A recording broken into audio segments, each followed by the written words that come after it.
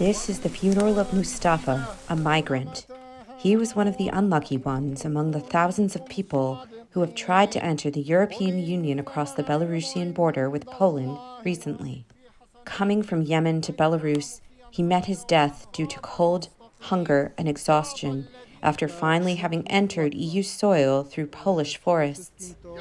Belarusian leader Alexander Lukashenko's decision to unleash migrants across Belarus's border with Poland has sharply divided Polish society, whose more conservative sectors refuse to receive migrants. They have demonstrated in the streets to demand the deportation of those who have managed to enter Poland.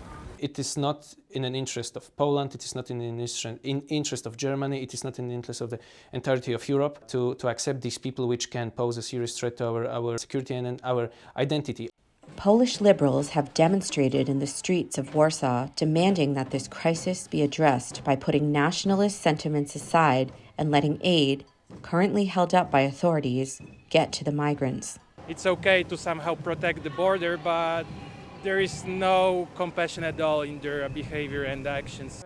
The organizations that help the few who manage to cross the police barrier along the border say there are many Poles who want to help the migrants, but there is also a sizable population who rejects migrants.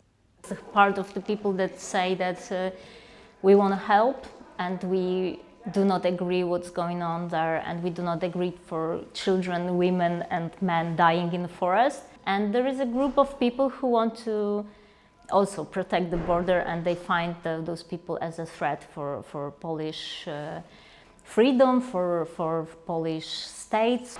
International observers accuse Polish leaders of choosing to ignore the humanitarian factor and focus only on the geopolitical conflict with Belarus and Russia. Poland and the Polish authorities are not viewing this only as a humanitarian crisis. The response has been very militarized, and the language that is being used, it's a language of attack, war, hybrid war, conflict. They are also taking into account what is happening on the Russian-Ukrainian border, where Russia has deployed 100,000 soldiers and additional equipment. The migrants' crisis has a political root, the confrontation between Warsaw and Minsk, but their collateral damage is very real.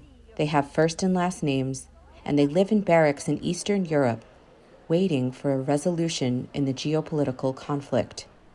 For Ricardo Marquina in Warsaw, Elizabeth Chernev, VOA News.